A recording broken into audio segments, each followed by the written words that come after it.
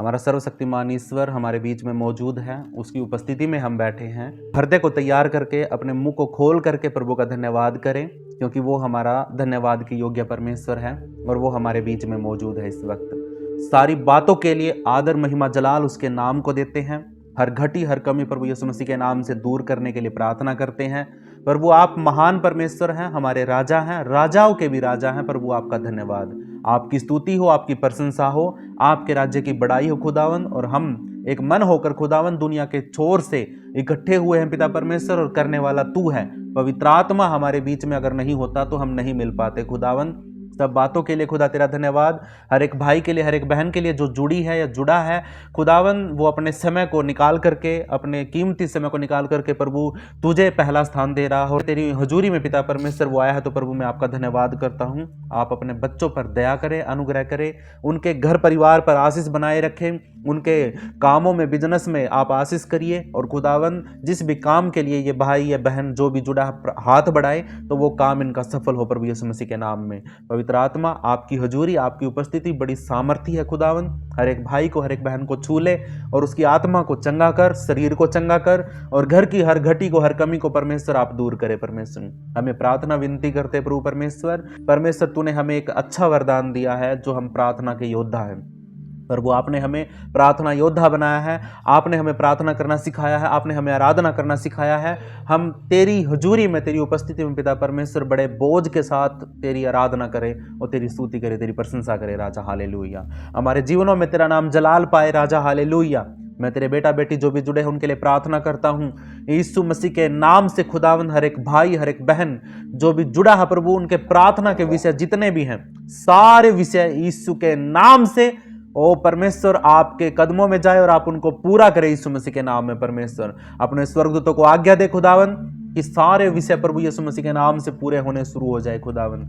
हम देख कुछ रहे, बेशक हमारे आसपास में हमें कुछ चीजें बिगड़ी हुई दिखती हैं, लेकिन मेरे परमेश्वर या बैकग्राउंड में तू बड़ा अद्भुत काम कर रहा पिता परमेश्वर। पीछे पिता परमेश्वर तू काम कर रहा है, लेकिन कुछ पल में हम देखेंगे कि सारे विषय हमारे सुने गए, सारी प्रार्थना हमारी सुनी गई है। क्योंकि अगर हमारी कलीसिया, हमारा चर्च अगर प्रार्थना करने वाला है, तो पिता परमेश्वर हम दुनिया को बदल सकते हैं। पिता परमेश्वर प्रार्थना करके हम अपने आप को बदलेंगे, और अपने आप के द्वारा पिता परमेश्वर हम पूरी दुनिया को बदल सकते हैं यीशु मसीह के नाम में। क्योंकि प्रार्थना में वो ताकत है, वो सामर्थ है कि खुदावन जो बहती हुई हवाओं के रुख को बदल देती है, लहरों को थमा सकती है। लेकिन ये प्रार्थना करना बहुत जरूरी है, प्रार्थना करना आना बहुत जरूरी है। एक मन के साथ और बड़े बोझ के साथ प्रार्थना करना बहुत जरूरी है, वचन के साथ प्रार्थना करना बहुत जरूरी है। अगर हम ये करते हैं, एक प्रार्थना के योद्धा अगर हम बन जाते हैं, तो युद्ध हमारा है, हम जीते हुए युद्ध में हैं। हालेलुया। और जो युद्ध को लड़ने वाला वो हम नहीं है। हमारी प्रार्थना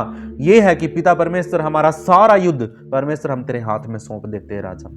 खुदावन आज हम बीमारियों से लड़ रहे हैं पिता परमेश्वर, आज हम चिंताओं में, टेंशन में, और पिता परमेश्वर बड़ी बड़ी आफतों में हम जूझ रहे हैं पिता परमेश्वर। हो सकता है कि हमारे जीवनों में कुछ ऐसी दिक्कत हो खुदावन की जो हमने महसूस भी नहीं करी थी, सोचा भी नहीं था कि ऐसा हो जाएगा।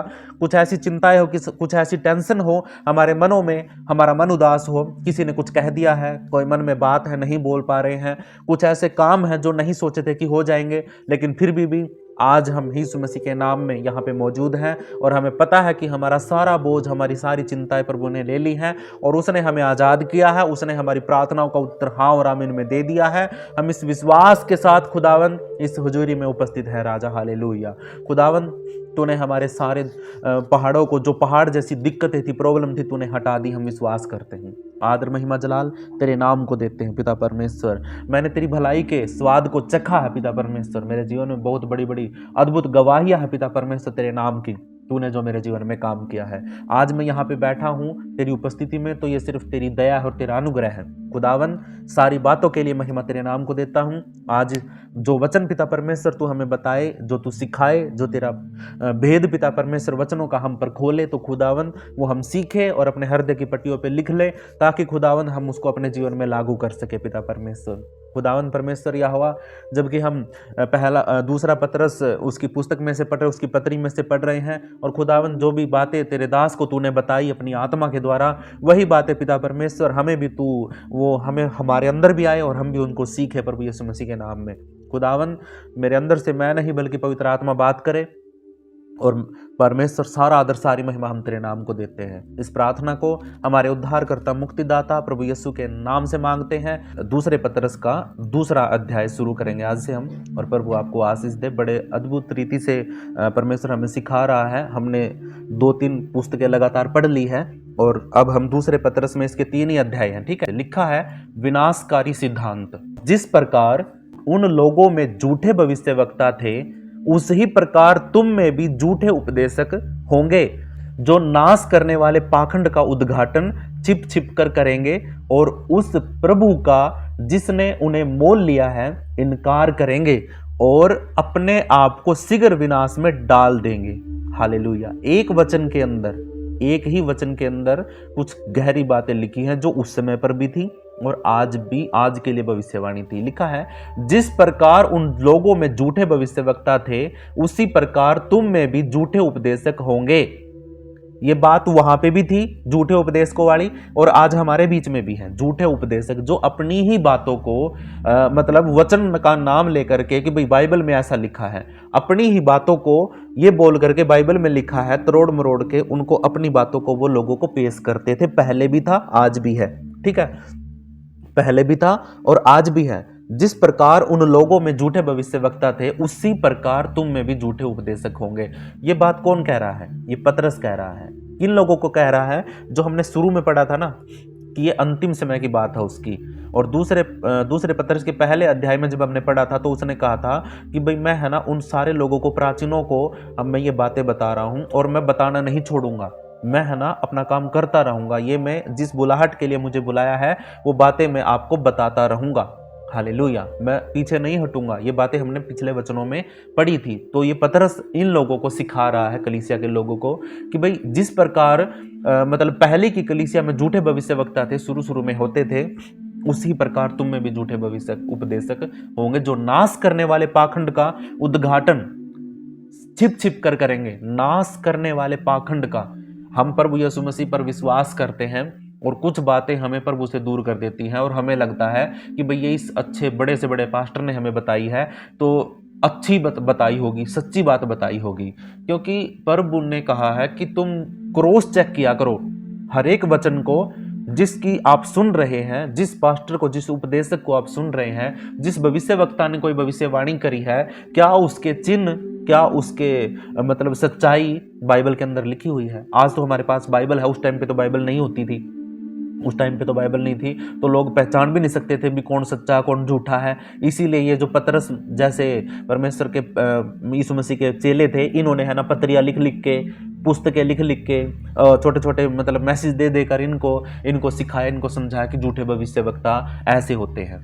लेकिन आज तो है ना प्रभु ने हमें बाइबल दे रखी है, हम बाइबल से पहचान सकते हैं कि भाई कौन झूठ बोल रहा है और कौन सच्चाई बता रहा है। बहुत से लोग अपनी ही बातों को, मैं पहले बता चुका हूँ, यिर्मयाह की पुस्तक में यिर्मयाह यही लिखता है कि झूठे भविष्यवक्ता, वो झूठे भविष्यवक्ता क्या करते हैं, दूसरों की बातों को चुरा करके और प्रभु का नाम लेकर के उनको लोगों को पेश कर देते थे। भविष्यवक्ता बात अपनी होती थी, वो कहीं ना कहीं से कोई बात है ना निकाल ली, पहले पता चल गई उनको कहीं ना कहीं से। इतनी भविष्यवाणी तो है ना हमारा गूगल भी कर देता है कि आज से 1 हफ्ते के अंदर क्या मौसम रहेगा, मौसम की जानकारी बता देते हैं। वो भी तो भविष्यवाणी कर रहा है कि आने वाले समय में बारिश होगी, और इतनी सटीक करता है कि कई बार है ना मैं फ़ोन में है ना, मेरे फ़ोन में मैसेज आया कि इस गांव के अंदर शाम को 4 बजे के बाद बारिश हो सकती है, ऐसा लिखा था, और 4 बजे के बाद बारिश होने शुरू हो गई। मैंने सोचा भी तो अच्छा, मतलब बड़ी अच्छी सटीक भविष्यवाणी कर दी इसने। तो कहने का मतलब क्या है कि ये भविष्यवाणी किसके फायदे के लिए थी? किसी के लिए नहीं। जो होना हो तो प्रभु ने करना ही करना है। लेकिन अगर कलीसिया की भलाई के लिए अगर कोई भविष्यवाणी करता है, कलीसिया को बढ़ोतरी के लिए कोई भविष्यवाणी करता है, लोगों को बचाने के लिए पहले भविष्यवाणी कर देता है, और फिर बाद में लोग, अभी देखो भविष्यवाणी वो थी जो नूहा ने करी थी, लोगों के ऊपर उपदेश दिया था, उनको बताया था कि भाई जल्द ही बारिश होने वाली है और बाढ़ आने वाली है, अपने आप को बचा लो और सच्चे परमेश्वर की ओर मुड़ जाओ। लेकिन लोगों ने सोचा ये तो बेवकूफ़ आदमी है, इसको क्या पता, कुछ दिख तो रहा ही नहीं है। भविष्यवाणी तो वो थी जो लोगों को बचाना चाहती थी, लेकिन लोगों ने भविष्यवाणी सुनकर विश्वास नहीं किया और उन्होंने क्या किया, अपने आप को खत्म कर लिया। खुद ही वो अपनी मृत्यु का कारण खुद बने, क्योंकि उन्होंने विश्वास नहीं किया भविष्यवाणी के ऊपर। ठीक है। तो ऐसे ही ये प्रभु का दास हमें सिखाता है कि झूठे उपदेशक पहले भी थे, आज भी हैं और शायद आगे तक भी रहेंगे। झूठे भविष्यवक्ता, झूठी शिक्षा देने वाले, झूठे उपदेशक बड़े बड़े माइकों में बोलेंगे, बड़े बड़े मतलब क्या बोलते हैं उसको, बड़ी बड़ी कॉन्फ्रेंस करेंगे वो, और उनमें है ना मतलब अपनी ही बातों को बाइबल के अनुसार बता करके उनको हमें पेश कर देंगे और हम उन पर विश्वास भी कर लेते हैं। हालेलुया। लेकिन कहने का मतलब क्या है कि हमें बाइबल दी गई है, हमें वचन दिया गया है, वचन को क्रॉस चेक करना हमारा फर्ज बनता है कि वो पवित्र आत्मा के अनुसार है या नहीं है, वचन के अनुसार है या नहीं है। हालेलुया। यहाँ पे लिखा है कि जो नाश करने वाले पाखंड का उद्घाटन छिप छिप कर करेंगे। हालेलुया। ऐसी ऐसी बातें आपको बताएंगी जो सिर्फ नाश ही करेंगी। हालेलुया। कुछ लोग तो पाखंड करते हैं, और पाखंड आपको पता ही है मेरे प्रियो, मैं आपको खोल के नहीं बताना चाहता हूं, आपने सब ने देखा, आजकल इंटरनेट पे सब कुछ वायरल है। आप समझ सकते हैं कि भाई क्या पवित्र आत्मा की ओर से है, क्या परमेश्वर की ओर से है, और क्या क्या क्या शैतान की ओर से है, क्या दुष्ट आत्मा की ओर से है। आज लोग है ना पैसे पाने के लिए, शोहरत पाने के लिए अपनी आत्माओं को बेच रहे हैं। आज लोग अपने जीवन में वो खुशियां पाने के लिए जो शैतान देता है और चर्चों में जा रहे, खुद चर्चों में ये नंगा नाच हो रहा है बहुत सी बातों का। देखो मैं है ना खोल के सारी बातें नहीं बताऊंगा, आप समझदार है, समझ जाना इन बातों को, कि बहुत सी बातें ऐसी हैं कि भाई वो लगती नहीं है, कि वो लगती क्या, वो होती ही नहीं पवित्र आत्मा की ओर से, और लगती ऐसी है जैसे कि परमेश्वर की ओर से है। लगती ऐसी है जैसे पवित्र आत्मा की ओर से है, लेकिन होती वो शैतान की ओर से है। कुछ बातें हम देखते हैं, मैं डायरेक्ट उन बातों का नाम नहीं लूंगा, ठीक है, और ना ही किसी का बारे में बताऊंगा। प्रभु आप सबको बुद्धि दे, समझ दे। प्रार्थना करिए परमेश्वर से कि पिता, मैं संसार में बहुत सी चीजों को देख रहा हूं, कौन सच्चा है, कौन सही बातें बताता है, कौन तेरी ओर से है पिता परमेश्वर। आज तो बहुत खड़े हो गए उपदेशक, बहुत, हम भी उन्हीं में से हैं एक, लेकिन परमेश्वर ने जिसको चुना है वो अलग ही तरीके से बात करेगा, वो परमेश्वर के नाम को ऊंचा करेगा, उसकी महिमा करेगा, लेकिन वो पाखंड नहीं करेगा। पाखंड से तो निकल के हम आए हैं मेरे प्रियो, पाखंड से तो निकल के आए हैं, और दोबारा फिर पाखंड में चले गए तो नाश तो पक्का है। हालेलुया। वो तो सरेआम पाखंड होता था, हमें पता था, लेकिन अब है ना छुपके पाखंड हो रहा है। अब छुप के पाखंड हो रहा है कि हम मसीहत में आने के बावजूद भी उन पाखंड में, उन रीति रिवाजों में, उन चीजों में फंस के रह गए हैं, और तो नाश तो पक्का होना है। वो छिप छिप के है, वो सरेआम करते थे पहले, हम सारी बातें पता था, मूर्ति पूजा पाप है, फिर भी हम करते थे, डर के करते थे। लेकिन आज तो है ना मसीह में, मसीहत में भी मूर्ति पूजा होती है, मसीहत में भी पाप की पूजा होती है, मसीहत में बहुत से बुरे काम होते हैं आज भी। लेकिन हमारा ये काम नहीं है कि हम उनका आईना दिखाएं। हमारा काम ये है कि प्रभु हमें बदले, अगर हम बदल गए तो 10 लोग मुझे देख के बदल जाएंगे, बस।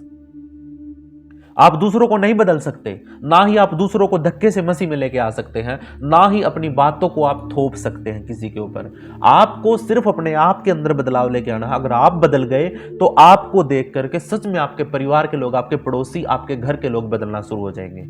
हालेलुया। और जब वो तभी बदलेंगे जब आप खुद बदलोगे। हालेलुया।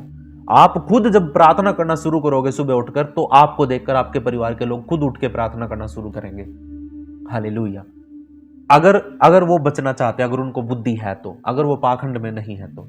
ये बात, सीधी सी बात यहां पे लिखी है कि झूठे भविष्यवक्ता पहले भी थे, आज भी हैं और हमेशा रहेंगे। ये झूठे उपदेशक होंगे जो नाश करने वाले पाखंड का उद्घाटन करेंगे, छिप छिप कर करेंगे, और उस प्रभु का जिसने उन्हें मोल लिया है इनकार करेंगे और अपने आप को शीघ्र विनाश में डाल देंगे।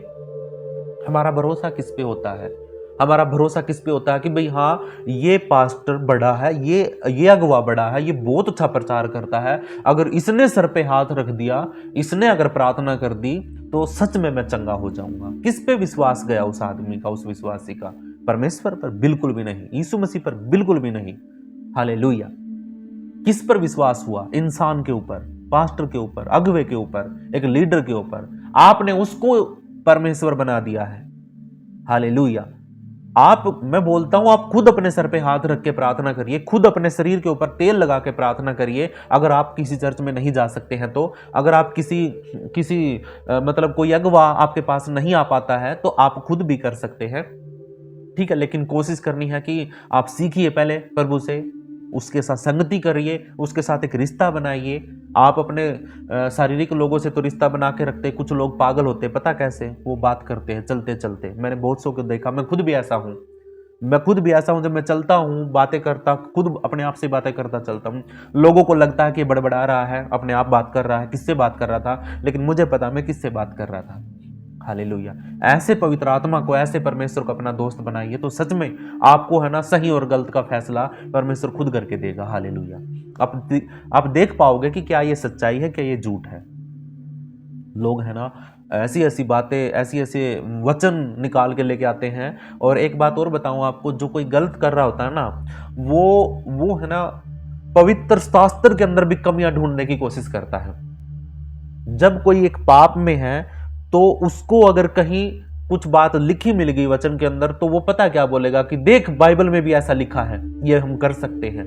देख बाइबल के अंदर ये लिखा है कि भाई हाँ दाखरस बना, वाइन बना दिया था, दाखरस बना दिया था, दाखरस दारू ही तो होती है, हम भी पी सकते हैं। जब यीशु मसीह ने बनाया था तो हम भी बना के पी सकते हैं। अंगूर की दारू होती है।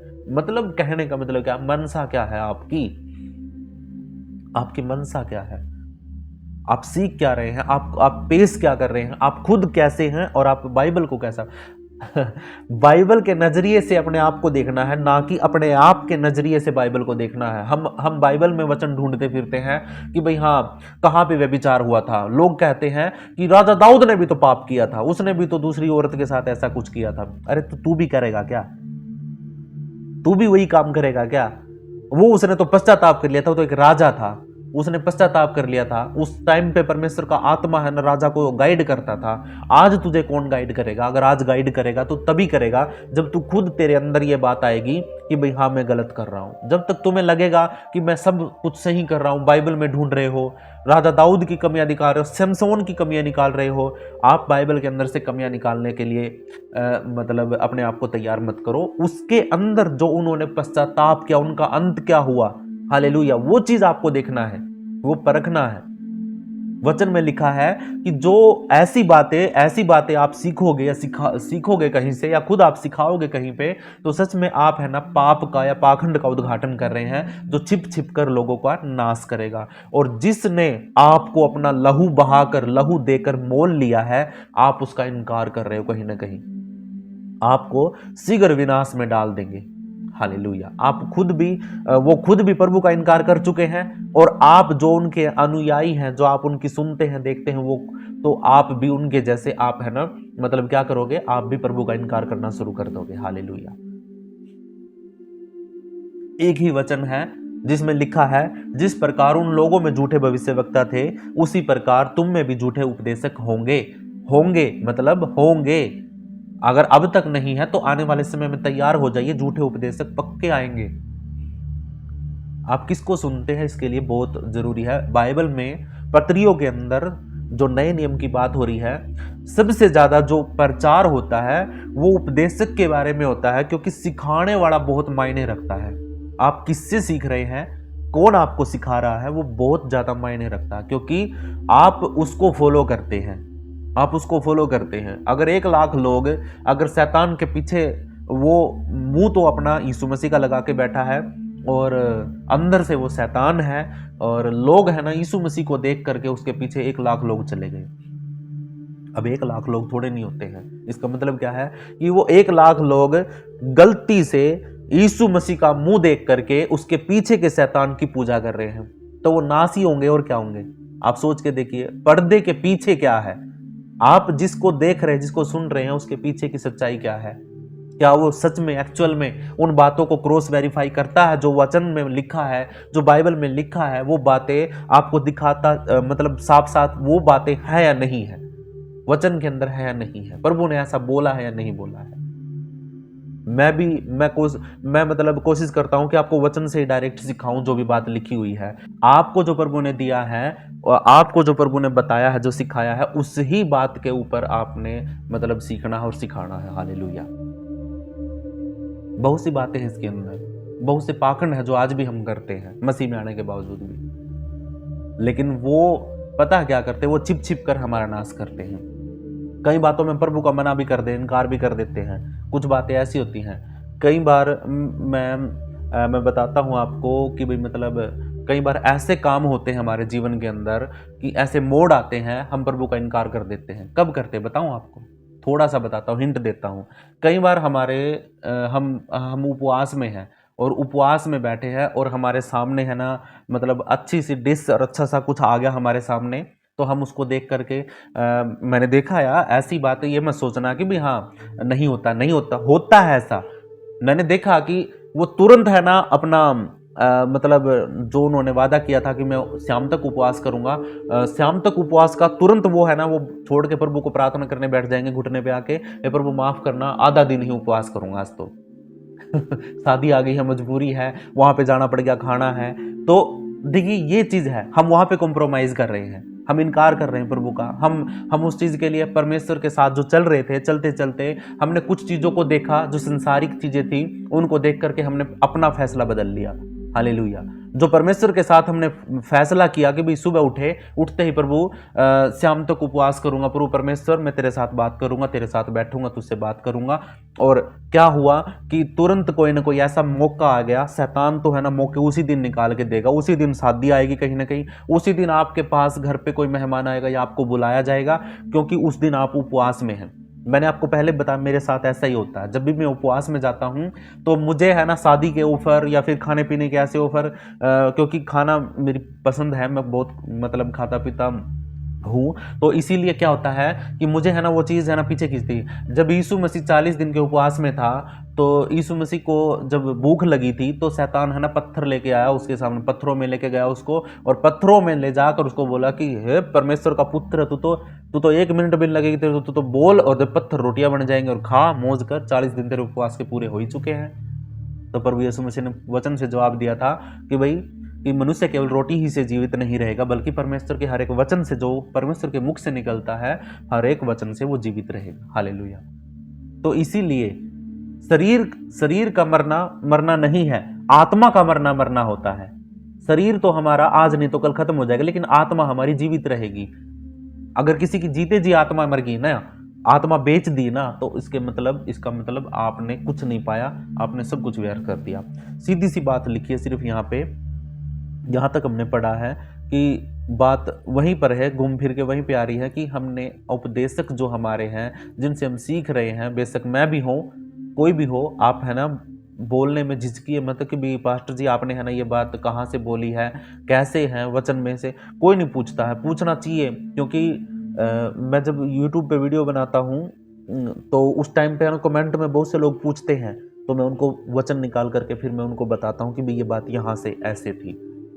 आप तो साक्षात्कार, आपको तो धन्यवाद करना चाहिए प्रभु का कि आप डायरेक्ट आप बात कर सकते हैं मुझसे, मैसेज कर सकते हैं, कॉल कर सकते हैं।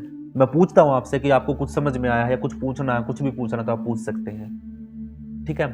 तो वचन में जो लिखा है हमने उस बात को देखना है कि झूठी बातों का विश्वास नहीं करना है, और जो पाखंड जो हम पहले करते थे, ऐसा कोई भी पाखंड हमें नहीं करना है। कल हम मीटिंग में थे तो वहाँ पे एक पास्टर जी बता रहे थे कि भाई कुछ लोग क्या है मसीहत में आने के बावजूद भी करवा चौथ का व्रत रखते हैं, तो और क्या बताऊँ, राखी बंधवाते हैं, और क्या बताऊँ भैया दूज का, और भी बहुत से जो त्योहार हम पहले होली का रंग लगाते हैं, और भी बहुत से त्योहार हैं जो हम करते थे, मैं तो नाम भी भूल गया उनके, बहुत से होते हैं ऐसे। तो क्या हुआ, क्या फायदा है मसीहत में आने के बावजूद भी अगर आप वही पाखंड में हैं, तो उन्हीं के अंदर आ रहे हैं। और कुछ लोग हैं ना बोलते भी कोई फर्क नहीं पड़ता, कर लो कोई फर्क नहीं पड़ता है, कोई दिक्कत नहीं होगी, करो कोई बात नहीं अपनी मस्ती के लिए, लेकिन प्रभु से प्रार्थना करो। कुछ लोग तो प्रसाद खा लेते हैं प्रार्थना करके, कॉम्प्रोमाइज कर रहे हैं ना परमेश्वर के साथ। जो परमेश्वर के साथ कॉम्प्रोमाइज कर रहा है, तो परमेश्वर भी एक दिन बोलेगा कि जाओ मैं तुम्हें नहीं जानता। बेशक तुम यीशु मसीह के नाम से है ना दुष्ट आत्माएं निकालते हो, ऐसे भविष्य वक्त आज भी खड़े हैं जो यीशु के नाम से बहुत कुछ करते हैं, लेकिन प्रभु एक दिन आएगा, उस टाइम पे है ना वो उनको भी बोल सकता है, अगर वो प्रभु के अनुसार नहीं है तो बोलेगा कि जा दुष्ट मैं तुम्हें नहीं जानता। तो कितनी बड़ी बात है, कितनी शर्म की बात है कि प्रभु को हमने सारी जिंदगी दे दी, और सारी जिंदगी देने के बाद भी हम ऐसे प्रचार को सुन रहे, एक ऐसे प्रचारक को सुन रहे हैं, ऐसे झूठे उपदेशक को हम सुन रहे हैं जो अपनी ही बातों को हमें बता रहा है, और उन्हीं बातों को सीख करके हम खुद भी नरक में जा रहे हैं। तो इसलिए पाखंडों से बचना है और प्रभु से डायरेक्ट रिश्ता बनाने की कोशिश करनी है। दिन रात प्रार्थना करनी है। जब भी रात को आप उठ जाओ तो तुरंत आपने उठ के प्रार्थना करना बहुत जरूरी है। हालेलुया। प्रभु आपको आशीष दे और कोशिश करिए कि भाई आप है ना क्रॉस वेरीफाई करिए। आप मुझसे सुन रहे हैं तो भी आप है ना वचन को क्रॉस वेरीफाई करिए बाइबल में से पढ़ के। अगर आपको लगता है कि भाई यहाँ पे कुछ बात गलत थी तो आप है ना तुरंत पूछ सकते हैं, मैसेज कर सकते, कॉल कर सकते हैं कि आपने आज ये क्या बताया था, कहाँ से बताया था, कैसे बताया था। ठीक है, तो प्रभु आप सबको आशीष दे और आइए प्रार्थना करते हैं इन्हीं शब्दों, इन्हीं वचन के द्वारा। प्रभु आपको आशीष दे। धन्यवाद प्रभु का, पवित्र आत्मा तेरा धन्यवाद, पवित्र यीशु आपका धन्यवाद आज के वचन के लिए। परमेश्वर खुदावन, हम जानते हैं पिता परमेश्वर कि बहुत से हम खुद भी देखते हैं पिता परमेश्वर यूट्यूब पे, ऑनलाइन सिस्टम में और कई बार तो चर्चों में भी जाके हम देखते हैं। मैंने बहुत बार महसूस किया है कि सिर्फ और सिर्फ एक विश्वासियों का दिल जीतने के लिए, लोगों को खुश करने के लिए लोग बड़े बड़े उद्घाटन करते हैं, पाखंडों के उद्घाटन करते हैं। ऐसे पाखंडी काम करते हैं जिनको देख करके, पास्टरों को देख करके, उनके चर्च के लोगों को देख करके है ना नया विश्वासी आएगा तो वो कूदता हुआ, झूमता हुआ उसके पास जाएगा, हर रोज जाएगा। लेकिन उनको इस बात का नहीं पता है कि वो कोई झूठा उपदेशक है और झूठ बोल के पाखंड को उद्घाटन कर रहा है, उनको उत्पन्न कर रहा है और उनके उस पाखंड पर विश्वास करके नया विश्वासी अपना उद्धार खो सकता है। इसलिए हमें विश्वास करना बहुत जरूरी है प्रभु के वचन पर, उसको पढ़ना बहुत जरूरी है। प्रभु हम आपसे विनती करते हैं वो सही और गलत का फैसला हम कर पाए यीशु मसीह के नाम में। और खुदावन तू हमें परख दे कि हम वचन को और वचन को बताने वाले को परख सके, क्योंकि परमेश्वर का वचन कहता है कि तुम आत्माओं को परखोगे तभी जाके तुम आगे बढ़ पाओगे। और अगर आप परखना बंद कर दोगे तो सच में मतलब हम धोखा खा सकते हैं। इसलिए धोखे से बचने के लिए हमें वचन को क्रॉस वेरीफाई करना बहुत जरूरी होता है। आजकल तो हमें ना क्रॉस वेरीफाई करते हैं, हर एक फ़ोन में मैसेज आता तब कॉल करते, तब कोई भी ऑनलाइन जब भी शॉपिंग करते तो भी पैसे देते समय, लेते समय हम हर वक्त पिता परमेश्वर क्रॉस चेक करते, क्रॉस वेरीफाई करते हैं कि सही जगह पे जा रहे हैं, नहीं जा रहे हैं। लेकिन हम अपनी ज़िंदगी के लिए पिता परमेश्वर आज के वचन के अनुसार जैसे लिखा कि कई बार है ना हम ऐसे पाखंड में आकर प्रभु का इनकार तक कर देते हैं और झूठे भविष्यवक्ताओं की बातों में आकर के हम प्रभु का इनकार तक कर देते हैं, बोल देते हैं। अगर बड़े पादरी ने बोल दिया कि हाँ ये सब कोई दिक्कत नहीं, आप कर सकते हैं, तो सारे के सारे लोग उसके पीछे चलने लग जाते, वैसा ही करने लग जाते हैं। परमेश्वर का वचन कहता है कि तुम संसार से अगर प्रेम रखते हो, संसार की चीज़ों से अगर प्रेम रखते हो, तुम मुझसे वैर करते हो, तुम मुझसे बैर करते हो। लेकिन हमें परमेश्वर से प्रेम करना है और संसार तो ऑटोमेटिक पीछे आएगा। फिर हमें पर संसार से प्रेम करने की जरूरत नहीं पड़ेगी। अगर कोई परमेश्वर से प्रेम करने लग गया तो संसार उसको फीका लगेगा। मुझे भी लगता है, मुझे पता है सारी बातों का, मैंने महसूस किया है। इसलिए पिता परमेश्वर आपसे विनती करता हूँ कि आपके बच्चों को, आपके बेटा बेटियों को जो वचन को सुनते हैं और मानते हैं पिता परमेश्वर, इनको तू वो बुद्धि दे, वो समझ दे, ताकि ये हर वचन को अधिकाई से और गहरे भेद के साथ वो समझ सके, सीख सके और अपने जीवन में लागू कर सके।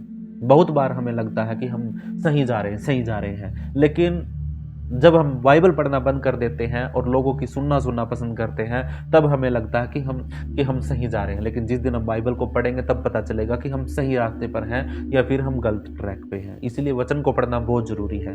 वचन ही तो ताकत है, वचन ही परमेश्वर है, वो जिंदा कलाम है परमेश्वर का। हालेलुया। इसलिए प्रभु हम आपसे विनती करते हैं आपका वचन हमारे जीवनों में लागू हो जाए और जो भी हम बात करते हैं खुदा वो सारी परमेश्वर तेरे वचन के अनुसार हो। उद्धारकर्ता, मुक्तिदाता, सब बातों के लिए प्रभु आपका धन्यवाद। पवित्र यीशु आपका धन्यवाद। हर घटी हर कमी प्रभु यीशु के नाम से इन सब के जीवनों के अंदर से रद्द करते हैं। और प्रभु जी आपसे विनती करते हैं कि खुदावन आप एक एक भाई को और एक एक बहन को आप छूइए और पिता परमेश्वर इन सारे के सारे विश्वासियों को, जितनों ने भी अपना नाम लिखकर पिता परमेश्वर रिक्वेस्ट भेजी है, प्रभु यीशु के नाम से इन सबको, सारे विषयों को परमेश्वर आप पूरा करिए। आपका धन्यवाद। उद्धारकर्ता, मुक्तिदाता प्रभु आपका धन्यवाद। सामर्थी यहोवा प्रभु परमेश्वर आपकी बेटी पुष्पा के लिए, उसके पति के लिए परमेश्वर आपसे प्रार्थना करते हैं यीशु के नाम से कि खुदावन परमेश्वर यहोवा आप अपनी बेटी के जीवन में परमेश्वर काम करिए। खुदावन उसको, उसके पति को पिता परमेश्वर एक बुद्धि दीजिए, समझ दीजिए, ताकि खुदावन परमेश्वर यहोवा ये आपके वचन पर चल सके खुदावन, और उस लत से छुटकारा पा सके जो शैतान की ओर से है खुदावन। यीशु मसीह के नाम से उस दुष्ट आत्मा को जो लत में डुबो के रखी है, इनके गिरने का कारण बना के रखी, जो इनको जकड़ के रखी है, यीशु के नाम से उस दुष्ट आत्मा को आज्ञा देता हूं, छोड़ के जाए उस घर को, यीशु के नाम से उस डेरे को छोड़े यीशु मसीह के नाम में। और परमेश्वर एक आशीष उस घर के अंदर आए, बरकत आए, और तेरी बेटी गवाही दे कि हाँ मेरे परमेश्वर यहोवा ने मेरे पति को बदल दिया है, उसके जीवन को बदल दिया है, उसकी देह को बदल दिया। यीशु मसीह के नाम से ऐसा होना शुरू हो जाए प्रभु परमेश्वर। आपकी बेटी के उपवास में जो भी प्रार्थना करती सारी पूरी हो यीशु के नाम से। धन्यवाद हो प्रभु आपका, परमेश्वर आपका धन्यवाद। खुदावन यीशु आपका लाखों करोड़ों बार धन्यवाद। आपके बेटे रामायण वर्मा के लिए प्रार्थना करते हैं राजा, उसकी पत्नी के लिए, उसकी बेटी आंचल के लिए खुदावन, प्रभु यीशु के नाम से खुदावन आप अपनी बेटी को छूइए, और उसके गले के नीचे जो दिक्कत है खुदा यीशु के नाम से वो हील हो जाए। मैं प्रार्थना करता हूँ यीशु मसीह के नाम से कि वो बेटी चंगी हो जाए, चंगी हो जाए, वो चंगी हो जाए यीशु मसीह के नाम में। और जो भी बहन को सिर में दर्द है यीशु के नाम से वो दर्द भी गायब हो जाए, यीशु के नाम से हो जाए। परमेश्वर आपका धन्यवाद। आपके बेटे को आशीषित कर, सुरक्षित कर, हर घटी से हर कमी से परमेश्वर आप आजाद करिए प्रभु आपका धन्यवाद। पिता परमेश्वर आपकी बेटी सुनीता को आपके हाथों में सौंपता हूं खुदावंद यीशु मसीह के नाम से। प्रभु जी आप अपनी बेटी पर दया करें, अनुग्रह करें, और हर घटी से हर कमी से परमेश्वर आप उनको आजाद करें, उद्धार करता, मुक्तिदाता। सच में प्रभु जी आपकी बेटी को छुइए और आजाद करिए। आदर महिमा जलाल तेरे नाम को देते हैं, और प्रभु परमेश्वर आपकी बेटी को आपके लहू में छुपाते हैं खुदावंद। वो जिस भी काम के लिए हाथ बढ़ाए खुदा वो काम पूरा हो, सफल हो यीशु के नाम से। आपकी दया और आपका अनुग्रह पूरे परिवार के ऊपर बना रहे राजा। हालेलुया। आपके बेटे रिंकू कश्यप के लिए प्रार्थना करते हैं, उसके परिवार के लिए, उसके पूरे के पूरे घराने के लिए प्रभु यीशु मसीह के नाम से प्रार्थना करते हैं। यीशु के नाम से आपका बेटा आशीषित हो, उसके काम में, बिजनेस में आशीष कर, और खुदा उन घर परिवार में बरकत दे यीशु मसीह के नाम में। हालेलुया। धन्यवाद प्रभु। आपके बेटे सुल्तान के लिए प्रार्थना करते यीशु के नाम से कि आपका बेटा आपके वचनों में बढ़े, और उसके जीवन में जो भी कमी है पिता परमेश्वर, खुदावन जो भी परमेश्वर उसकी पत्नी के बारे में बात है पिता, सब कुछ प्रभु तेरे हाथों में सौंपता हूँ। यीशु के नाम से आपसे प्रार्थना करता हूँ, आप अपने बेटे को छूइए और चंगा करिए, आजाद करिए, और खुदा उसकी सारी जरूरतों को परमेश्वर आप पूरा करिए प्रभु यीशु के नाम से। हालेलुया। प्रभु आपका धन्यवाद, प्रभु आपका धन्यवाद। आपके बेटे पिंटू कुशवाहा को प्रभु यीशु आपके हाथों में सौंपता हूँ। यीशु के नाम से आपका बेटा चंगा हो जाए, खड़ा हो जाए, आजाद हो जाए यीशु मसीह के नाम में। प्रभु आपका धन्यवाद, ये हो यीशु के नाम से। प्रभु तेरा धन्यवाद। आपकी बेटी प्रीति, आपकी बेटी सगनी, और खुदावन खीमा सिस्टर, और प्रभु रजनी सिस्टर, रुकमा सिस्टर, और खुदावन परमेश्वर यहोवा, खुदावन आपकी सारी बेटियां यीशु के नाम में चंगी हो जाए, और खुदावन इनकी प्रार्थना को जो रिक्वेस्ट परमेश्वर इन्होंने आपके हाथों में रखी वो इनकी पूरी हो, सुनी जाए, और खुदावन अगर कोई घटी या कमी इनके जीवनों में अभी भी है तो यीशु के नाम से वो ठीक हो जाए। प्रभु आप दया करें अपने बच्चों के ऊपर, अनुग्रह करें, और बढ़ाए यीशु मसीह के नाम में। आप वचन में और आराधना में और आपकी स्तुति में इनको बढ़ाए। परमेश्वर आपका धन्यवाद। Thank you lord Jesus. प्रभु आपका धन्यवाद।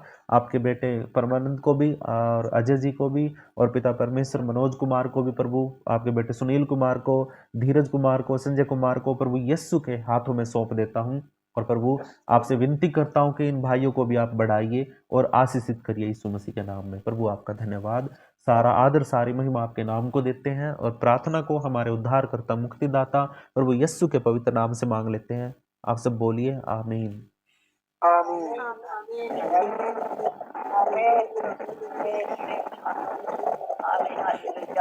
धन्यवाद पिता। ठीक है जी, प्रार्थना करते हैं। हे हमारे पिता, तू जो स्वर्ग में है, तेरा नाम पवित्र माना जाए, तेरा राज्य आए, तेरी इच्छा जैसे स्वर्ग में पूरी होती है वैसे धरती पर भी पूरी हो। हमारी दिन भर की रोटी तो आज हमें दे, जैसे हमने अपने अपराधियों को क्षमा किया वैसे तू भी हमारे अपराधों को क्षमा कर। हमें किसी परीक्षा में मत आने दे, बल्कि हर एक बुराई से बचा, क्योंकि राज्य, पराक्रम और महिमा सदा तेरी ही। प्रभु यीशु मसीह के सामर्थ्य नाम में आमीन, आमीन, आमीन। अब हमारे पिता परमेश्वर का प्रेम, प्रभु यीशु मसीह की दया और पवित्र आत्मा की सहभागिता अब से लेकर सदा तक हम सब के साथ होती रहे, यीशु के नाम में मांगते हैं। आमीन, आमीन, आमीन। आमीन, हालेलुया, हालेलुया, हालेलुया। सभी को जय मसीह की। प्रभु के साथ जुड़े रहिए, एक संगति में बने रहिए और प्रभु आपको आशीषित करे, बढ़ाए। आप है ना बड़े यीशु मसीह के नाम में, और खुदावंद परमेश्वर आपको हर घटी से, हर कमी से उभारे। यीशु के नाम में आप बड़े। हालेलुया। इसके लिए हम प्रार्थना करते हैं। प्रभु आप सबको आशीष दे। सभी को जय मसीह की।